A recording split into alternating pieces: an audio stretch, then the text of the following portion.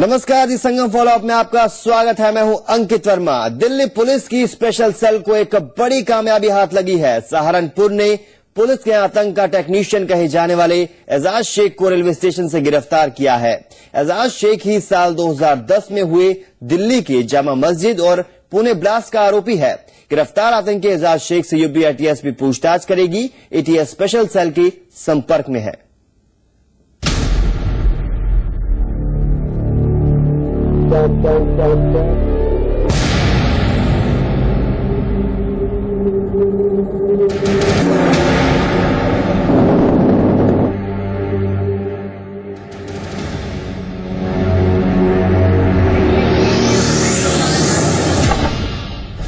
एजाज शेख उर्फ समीर, आतंक का वो चेहरा जो अब दिल्ली की स्पेशल सेल की गिरफ्त में है।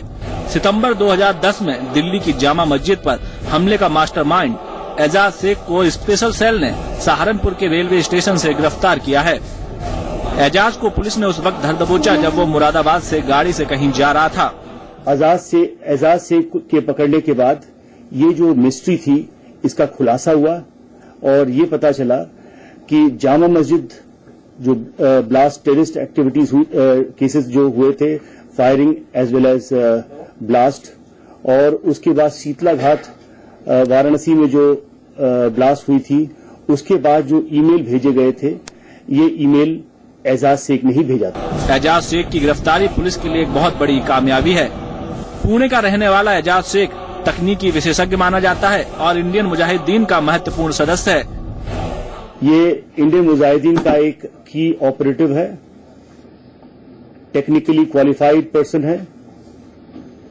ये इंडियन मुजाहिदीन के बाकी ऑपरेटिव्स को ये लॉजिस्टिक्स प्रोवाइड करता था और उनके जो हवाला के पैसे थे वो उनको लेकर के उनको मुहैया कराया करता था। एजाज लंबे वक्त से फरार था और एक गुप्त सूचना के जरिए स्पेशल सेल की एक टीम ने उसे गिरफ्तार किया। दिल्ली पुलिस की स्पेशल सेल ने एजाज शेख नाम के इंडियन मुजाहिदीन के आतंकी को आज उत्तर प्रदेश के सहारनपुर से गिरफ्तार किया है। एजाज शेख का नाम 2010 में जो जामा मस्जिद पर जो ब्लास्ट हुआ था, दो बाइकर्स ने रात में 19 सितंबर की रात को ताइवानी टूरिस्ट बस पर जो गोलियां बरसाई थी उसमें उसकी इन्वॉल्वमेंट थी। हम इस वक्त जामा मस्जिद के गेट नंबर 3 पर मौजूद हैं और आप देख सकते हैं ये वही जगह है जहां पर 19 सितंबर की रात को 2010 में कॉमनवेल्थ गेम्स से ठीक पहले एक विदेशी टूरिस्ट बस पर गोलियां बरसाकर दहशत फैलाने की कोशिश की गई थी आतंकियों द्वारा। और अब इतने सालों के बाद दिल्ली पुलिस की स्पेशल सेल को एक बड़ी कामयाबी हाथ लगी है जिसमें उन्होंने एजाज शेख को गिरफ्तार कर लिया गया है। और जहां तक जो जानकारी मिल रही है उसके मुताबिक एजाज शेख समीर नाम का जो कोड वर्ड यूज करके तमाम आतंकी वारदातों में शामिल रह चुका है और इसके साथ ही साथ शीतला घाट बम ब्लास्ट में और जो पुणे में जो जर्मन बेकरी ब्लास्ट हुआ था उसमें भी एजाज शेख ने एक्सप्लोसिव प्रोवाइड कराया था। शेख की गिरफ्तारी आईएम के लिए एक और बड़ा झटका है। इसी साल मार्च में इंडियन मुजाहिदीन के भारत ऑपरेशंस प्रमुख तहसीन अख्तर उर्फ मोनू को स्पेशल सेल ने भारत नेपाल सीमा से गिरफ्तार किया था। हाल ही में अलकायदा ने भी भारत में अपनी नई शाखा खोलने का वीडियो जारी किया था। ऐसे में आतंक के खिलाफ सुरक्षा एजेंसियां पहले से अलर्ट हैं। एजाज शेख की गिरफ्तारी से जांच एजेंसियों को आतंक नेटवर्क से जुड़े कई अहम सुराग हाथ लग सकते हैं। आपको बता दें, एजाज शेख ने ही साल 2010 में पुणे ब्लास्ट में अंजाम देने वाले आतंकियों को विस्फोटक मुहैया कराए थे।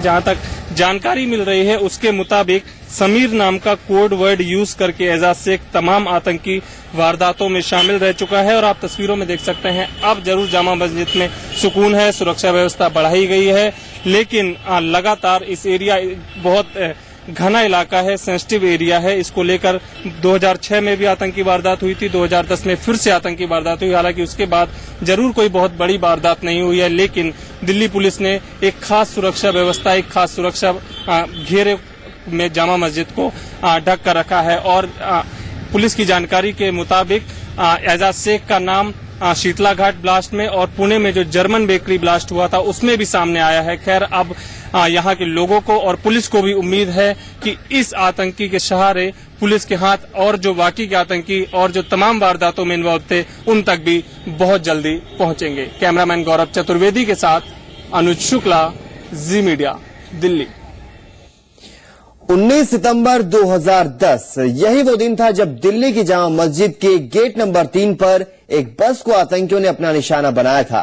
उस वक्त घटनास्थल पर मौजूद चश्मदीदों से बात की हमारे संवाददाता अनुज शुक्ला ने। देखिए, 2010 में जब यह हादसा हुआ तब आप यहीं पर थे, आपने देखा था? जी यहीं था। क्या हुआ था? यहाँ बारिश हो रही थी, हादसे में यहाँ पर गोलियां चलाई गई थी और उसके बाद 2-3 ताइबानी भी हुए थे, घायल हुए थे और एजाज शेख पकड़ा गया है। हमें दिल्ली पुलिस से यही उम्मीद थी और इसके साथी भी पकड़े जाएं। बहुत यहाँ पर सुकून है जब से। उसके बाद से कितनी सुरक्षा व्यवस्था बढ़ाई गई? बहुत सुरक्षा बढ़ाई गई है। सही है, सारी दिल्ली पुलिस भी अपना काम कर रही है। हम भी यहीं लगे रहते हैं, ध्यान रखते हैं हर चीज का। हम पार्किंग से संडे का दिन था, यहाँ पे टेम्पो टेबल खड़ी थी जी। तो एक बाइक में एक आदमी बैठा हुआ था, तो उसने पीछे से गोली चलाई, वो निकल गया। उसके बाद में फिर एक लड़का सलीम है, उसने पत्थर उठाया उसकी गन गिरी, गन गिरते वो भाग गए, उठा के भाग गए। अब जब आतंकी पकड़ लिया गया, आपको लगता है कि दिल्ली पुलिस की बड़ी सफलता है? पुलिस जब से तो बहुत बढ़ी हुई है और काफी यहाँ पे माहौल सही है इस टाइम। अच्छा। हाँ। और इस वक्त हमारे साथ जी मीडिया संवाददाता अनुराग चड्ढा लाइव बने हुए हैं। अनुराग, यकीनन दिल्ली पुलिस को एक बड़ी कामयाबी हासिल हुई है, एजाज गिरफ्तार हुआ है। आपसे जानना चाहेंगे एजाज किस तरह से अपना नेटवर्क यहां पर रहकर चलाता था और क्यों इसको आतंक का टेक्नीशियन कहा जाता है? देखिए, जितनी भी हाईटेक टेक्निक्स हैं सब में बहुत ज्यादा माहिर था और जो आईएम के लिए टेक्निक का बहुत ज्यादा इस्तेमाल किया करता था। जितने भी इनके स्लीपिंग मॉड्यूल्स या जितने भी इनके पश्चिमी यूपी, दिल्ली या दूसरे शहरों में इनके लोग सक्रिय थे, सभी के ये फर्जी आईडी प्रूफ बनाता था और उनके ऐसे कागज मुहैया कराता था ताकि किसी को पता न लगे कि ये लोग बाहर के रहने वाले हैं, बल्कि एक तरह से वो जो लोग थे बिल्कुल साधारण आदमी लगते थे। तो यही सबसे बड़ी वजह थी कि इसको टेक्निकल काम का जिम्मा सौंपा गया था और अभी तक इसका नाम इसलिए सामने नहीं आया था क्योंकि ये पूरा टेक्निकल काम संभालता था। पश्चिमी यूपी का जो सहारनपुर इलाका था, यहाँ पर भी ये कई लोगों के संपर्क में था। अब पुलिस इसी दिशा में काम कर रही कि जो लोग इनको पनाह देते थे, पूरी तरह से इनकी मदद करते थे, वो कौन लोग हैं, कैसे एजाज शेख उन लोगों के टच में आया, ये सब तमाम ऐसे सवाल हैं जो मुंह बाए खड़े हैं सुरक्षा एजेंसियों के। यासीन भटकल से भी इसके संबंध हैं और उनका भी खुलासा हुआ है। जिस वक्त दिल्ली में एक ब्लास्ट हुआ था तो उसने यासीन भटकल को एक मेल भी भेजा था। इसके अलावा शीतला घाट की बात करें या दिल्ली में जामा मस्जिद की बात करें जो यहाँ पर ब्लास्ट हुआ था, उन सभी ब्लास्ट में इसका हाथ बताया जाता है। जो एक्सप्लोसिव प्रोवाइड जो कराया वो इसी ने कराया था। तो अभी बहुत ज्यादा खुलासे होने बाकी हैं, लेकिन पश्चिमी यूपी के सहारनपुर से इसकी गिरफ्तारी से एक बात तो बिल्कुल साफ हो गई है कि यहाँ का जो इलाका है, यहाँ पर आतंकियों ने अपनी पूरी तरह से पैठ मजबूत कर ली है। अगर हम बात करें पिछले 1.5 दशक की, तो ऐसा नहीं है कि यहाँ पर पहली बार कोई आतंकी पकड़ा गया है। इससे पहले भी यहाँ पर आतंकी वारदात हो चुकी हैं, आतंकी यहाँ पर पकड़े जा चुके हैं, लेकिन फिर भी उनका नेटवर्क यहाँ से खत्म होने का नाम नहीं ले रहा है। आपको याद होगा अब्दुल करीम टुंडा के बारे में, जिस वक्त उसका नाम सुर्खियों में आया था तो उस वक्त देश की सुरक्षा एजेंसियों ने ये बात साफ कह दी थी कि पाकिस्तान की आईएसआई एजेंसी और कई जो आतंकी संगठन है वो पश्चिमी उत्तर प्रदेश के युवकों के संबंध में के पूरी तरह से टच में है और उनको भड़काने का काम करते हैं और जो उनके बहकावे में आ जाते हैं उनको वो अपने ग्रुप में शामिल कर लेते हैं। आज वही बात बिल्कुल सच नजर होती आ रही है। जिस तरह से अजीज शेख से जब पुलिस ने पूछताछ की तो उसने भी ऐसे कई खुलासे किए कि सहारनपुर में उसने कई लड़कों को भी ट्रेंड किया, कई उनके स्लीपिंग मॉड्यूल से। हालांकि मीडिया पर पुलिस ने यह बात नहीं कही है, लेकिन जो हमारे सोर्सेस हैं उसमें ये बात खुलकर सामने आई है। जी अनुराग, आपसे जानना चाहेंगे पुणे में जो आतंकी वारदात को अंजाम दिया गया था, जो विस्फोटक था वो एजाज ने ही बरामद कराया था और क्या कुछ आने वाले टाइम में क्या कुछ खुलासे हो सकते हैं एजाज से? देखिए, अभी उसकी गिरफ्तारी हुई है, अब कोर्ट में उसको पेश कर दिया गया है। देखना होगा कि जब उसको रिमांड मिलेगा। निश्चित तौर पर दिल्ली पुलिस अपनी पूछताछ का दायरा बहुत बड़े स्तर पर फैलाएगी, क्योंकि अभी दिल्ली पुलिस को भी पूछताछ करने का भी पूरा वक्त नहीं मिला है।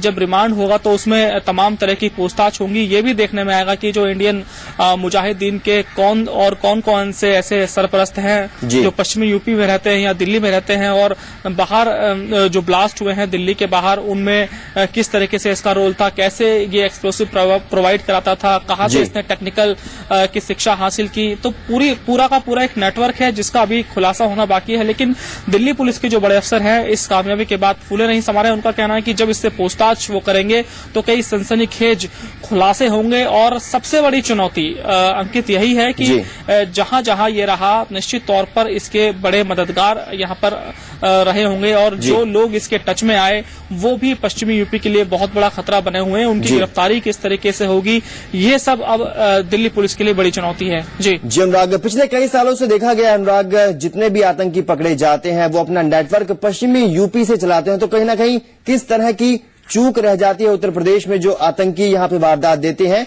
और उसके बाद आसानी से फरार हो जाते हैं और पुलिस मूक दर्शक बने हुए देखती रहती है। देखिए, अगर मैं पिछले 10 सालों की बात करूं तो यहाँ पर कई आईएसआई एजेंट भी पकड़े गए हैं पश्चिम यूपी में, और यहाँ पर आतंकियों ने कई वारदात भी की है। चाहे मोदी नगर का बम विस्फोट कांड हो या मुरादनगर में ट्रेन की बोगी में जो विस्फोट हुए थे वो कांड हो, उसमें 1 या 2 आतंकी पकड़े गए थे, लेकिन उसके बाद किसी तरह की कोई इन्वेस्टिगेशन आगे नहीं बढ़ी। अभी कुछ दिन पहले जो गाजियाबाद की स्पेशल सीबीआई अदालत थी, वहां पर आतंकी मतीन को सजा सुनाई गई थी, तो उसकी पूरी इन्वेस्टिगेशन की फाइल मैंने पढ़ी थी। तो उसमें ये देखने में आया था कि सिर्फ और सिर्फ मतीन को टारगेट किया गया था। तो उसमें जो जांच एजेंसी थी उसने पूछताछ का दायरा अपना नहीं बढ़ाया। हालांकि उसमें पाकिस्तान की उसमें बात कही गई, बांग्लादेश की उसमें बात कही गई, उसमें बात मेरठ और मुजफ्फरनगर की भी की गई थी कि यहाँ पर मतीन रहता था और यहीं रहकर उसने अपना विस्फोट की पूरी प्लानिंग रची थी। लेकिन किन लोगों के साथ प्लानिंग रची, कौन उनके सरपरस्ती में थे, कितने उन्होंने मॉड्यूल्स बनाए, शायद जांच एजेंसी के जो हाथ हैं उनकी गिरबान तक नहीं पहुंच पाते। शायद केवल जांच एजेंसियां एक आतंकी को पकड़कर ही अपनी पीठ थपथपा लेती है, लेकिन जो आगे की इन्वेस्टिगेशन है, आगे का फॉलोअप है, वो बहुत जरूरी है। क्योंकि अगर आतंकी सहारनपुर में रह रहा था तो आप खुद समझ सकते हैं अंकित कि वहां पर कितने लोग उसके जानने वाले होंगे। अगर जो भी उसके टच के लोग होंगे तो निश्चित तौर पर कोई वो शरीफ लोग तो होंगे नहीं, और उनको पूरी जानकारी होगी कि एजाज किस तरह की नापाक हरकतों में शामिल था, क्या क्या उसका नेटवर्क था। तो जब तक पूरा का पूरा नेटवर्क खत्म नहीं होता तब तक पश्चिमी यूपी में ये कहना मुश्किल है कि यहाँ पूरी तरह से जो आतंकियों की शरण स्थली है वो खत्म हो गई है। अनुराग, शुक्रिया जानकारी देने के लिए। तो बीते वक्त में सामने आती घटनाओं से साफ पता चलता है कि पश्चिम उत्तर प्रदेश लगातार अपराधियों की शरण स्थली बनता जा रहा है। बात गाजियाबाद की करें तो करीब 15 साल पहले दिल्ली डिपो की एक बस में विस्फोट की वारदात में करीब 16 लोगों की मौत हो गई थी। इस विस्फोट की पूरी प्लानिंग पश्चिमी यूपी में रची गई। वारदात का अहम किरदार मतीन लंबे वक्त तक पश्चिम यूपी में रहा और वहां उसका नेटवर्क भी था। गाजियाबाद में ही एक और आतंकी वारदात सामने आई थी। यहां के मुरादनगर इलाके में ट्रेन की 3 बोगियों में विस्फोट हुआ था और दर्जन भर लोग मारे गए थे। जांच में वारदात के पीछे लश्कर के लोगों का हाथ होने की बात सामने आई थी। साल 1999 में हुए कंधार विमान अपहरण मामले में गाजियाबाद पुलिस को पता चला था कि इस कांड का एक आरोपी जरगर मसूरी इलाके में छिपा था। पुलिस मौके पर पहुंची और उसे गिरफ्तार किया। जरगर ने बताया कि उसके साथ ही सहारनपुर में छिपे हैं और 4 विदेशी नागरिकों को किडनैप कर रखा है। पुलिस ने मुठभेड़ के दौरान सभी को रिहा कराया।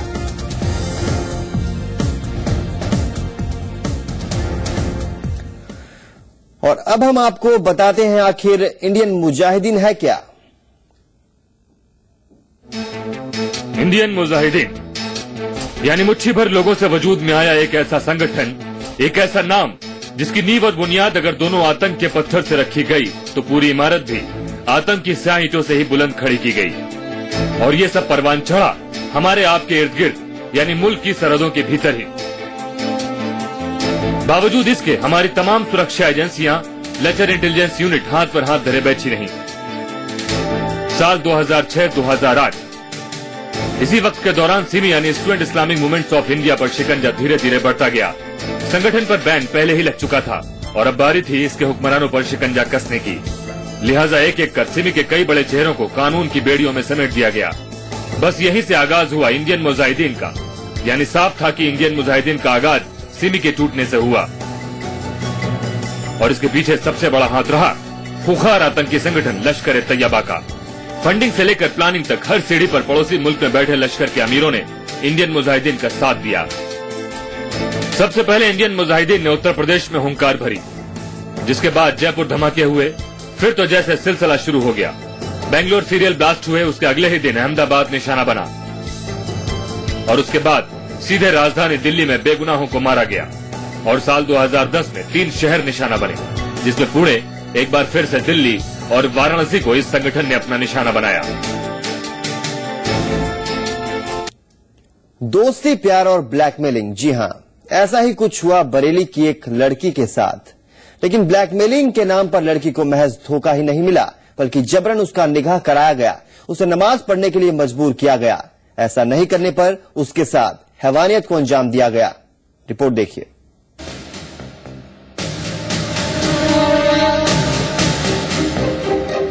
पश्चिमी यूपी में एक के बाद एक लव जिहाद के सनसनीखेज मामले सामने आ रहे हैं। ताजा मामला सामने आया है बरेली से, जहां एक लड़की ने आरोप लगाया है कि ब्लैकमेलिंग की आड़ में पहले उसका जबरन निकाह कराया गया, उसे नमाज पढ़ने और बुर्का पहनने के लिए उस पर जबरन दबाव बनाया गया और ऐसा नहीं करने पर उसके साथ जानवरों जैसा सलूक किया गया। अपने साथ रखा, जबरदस्ती मेरे को मीट खिलाने के लिए और बुरखा के लिए, हमेशा नमाज की इन सब हरकतों को कहा करता था कि करो। और मैं कैसे करती, मेरे को कुछ नहीं आता था तो मुझे मारा पीटा जाता था। और वही नहीं, उसकी फैमिली भी मेरे साथ बदतमीजी करती थी। ये मामला भी पहले दोस्ती, फिर प्यार और ब्लैकमेलिंग से जुड़ा हुआ है। दरअसल पीड़ित से पहले रियाज नाम के शख्स ने दोस्ती की और फिर दोनों के बीच प्यार परवान चढ़ने लगा और इसी बीच आरोपी रियाज पीड़ित को वीडियो क्लिप और फोटो के नाम पर ब्लैकमेल करने लगा और फिर पीड़ित से 8 दिसंबर 2013 में निकाह कर लिया, जिसके बाद शुरू हुई रियाज की हैवानियत। बहुत परेशान करता था। मैं कॉलेज जा रही थी, एक दिन मेरे को बिठाया, मुझसे बोला कि कॉलेज छोड़ देता हूँ। और मैं पूरी तरीके से उसे जानती थी कि एक ही मोहल्ले के एक विश्वास पे मैं उसके साथ बैठी और मुझे कॉलेज छोड़ो। उसके बाद से मुझे ब्लैकमेल करना चालू कर दिया कि तुम्हारी फोटो है मेरे पे, मुझसे शादी करो वरना इसका मिसयूज करूंगा मैं, और मेरे भाई को मारने की धमकी देता था। अपने ऊपर हो रहे जुल्मों से तंग आकर पीड़ित ने पुलिस में शिकायत दर्ज कराई। पुलिस ने आरोपी शख्स को गिरफ्तार भी कर लिया, लेकिन 2 दिन बाद उसे रिहा कर दिया, जिसकी वजह पीड़ित को भी समझ नहीं आ रही है। उसी दिन मैंने रात में तहरीर दी थी 27 को सदर कैंट थाने में। उसके 2 दिन बाद आरोपी पकड़ा गया तो उसको दूसरे दिन रिहा कर दिया। हमें कोई कंप्लेंट भी नहीं दी गई और उसको छोड़ दिया गया, जिसके बाद अब पीड़ित ने एसएसपी से शिकायत दर्ज कराई है। चूंकि ये मामला विवेचनाधीन हो गया है, इन्वेस्टिगेशन है, तो जो भी हमारे पास फैक्ट्स आएंगे उन फैक्ट्स को हम वेरीफाई करेंगे, ऑथेंटिकेट करेंगे और जो भी सत्यता होगी तथ्य के अनुसार जो है उस पर हमारी कार्रवाई। फिलहाल इस पूरी घटना का सच तो पुलिस की जांच के बाद ही सामने आ सकेगा, लेकिन बीते कुछ दिनों में उत्तर प्रदेश में जिस तरह लव जिहाद के मामले सामने आ रहे हैं वो वाकई हैरान कर देने वाले हैं। दीपक शर्मा, जी मीडिया, बरेली। निठारी कांड के दोषी सुरेंद्र कोहली को मेरठ जेल में फांसी दी जाएगी। 7 से लेकर 12 सितंबर के बीच किसी एक दिन कोहली को फांसी दी जाएगी। मेरठ जेल में कोहली की फांसी की तैयारियां की जा रही हैं। मेरठ जेल में 39 साल बाद किसी अपराधी को फांसी पर लटकाया जाएगा। पवन जल्लाद के हाथों कोहली को फांसी दी जाएगी। एक रिपोर्ट। मासूम बच्चों की हत्या के दोषी सुरेंद्र कोहली को फांसी देने के लिए मेरठ जेल में तैयारियां की जा रही हैं। गाजियाबाद की स्पेशल सीबीआई कोर्ट से डेथ वारंट मेरठ जेल पहुंच चुका है। मेरठ जेल में 39 साल बाद किसी को फांसी पर लटकाया जाएगा। इस जेल में फांसी पर लटकने वाला कोहली 18वां अपराधी होगा। बताया जा रहा है कि जल्लाद पवन को बुलाकर फांसी घर की जांच कराई गई है। जल्लाद पवन के हाथों कोहली को फांसी दी जाएगी। बताया जा रहा है कि फांसी देने वाले प्लेटफॉर्म की थोड़ी सी मरम्मत होनी है, क्योंकि उसका एक पिलर कमजोर हो गया है। साथ ही ये भी बताया जा रहा है कि कोहली को फांसी देने के लिए इलाहाबाद की नैनी जेल से रस्सा मंगवाया जा सकता है। 15 मीटर लंबे रस्से से फांसी दी जाएगी। फांसी से पहले रस्से पर मोम की परत चढ़ाई जाएगी ताकि रस्सा लचकदार बना रहे। बताया ये भी जा रहा है कि फांसी में इस्तेमाल होने वाला कुंडा मेरठ की जेल में नहीं है। जल्लाद पवन कुंडे के इंतजाम में जुटा हुआ है। बताया ये भी जा रहा है कि कोहली जेल में पश्चाताप करना चाहता है। उसने अब जेल में गीता पढ़ना शुरू कर दिया है। 2006 के निठारी कांड में मुख्य आरोपी रहे मोनिंदर सिंह पंधेर के नौकर सुरेंद्र कोहली को सीबीआई कोर्ट ने फांसी की सजा सुनाई है। कोहली को 5 मुकदमों में फांसी की सजा हो चुकी है। गृह मंत्रालय, सुप्रीम कोर्ट और राष्ट्रपति की तरफ से उसकी दया याचिका खारिज होने के बाद डेथ वारंट जारी किया गया था। ब्यूरो रिपोर्ट, जी मीडिया। और इस बुलेटिन में इतना ही। नमस्कार।